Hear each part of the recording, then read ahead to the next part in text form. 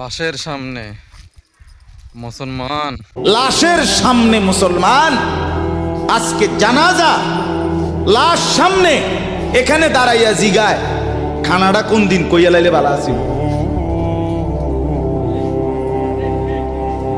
কি আহা আহা, মানুষ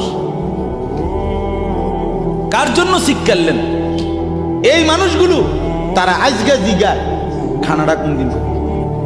4 দিন না খানাটা কি সোমবারে করলে ভালো হয় না মঙ্গলবারে করলে ভালো হয়? কত অনবুঝ করে লাইলে ভালো আছিল। লোকজন কি আর আবার পাইবেননি? হ্যাঁ, মানুষটিরে আবার কইটো আইবেন, আজকেই কইয়া লাইলে ভালো।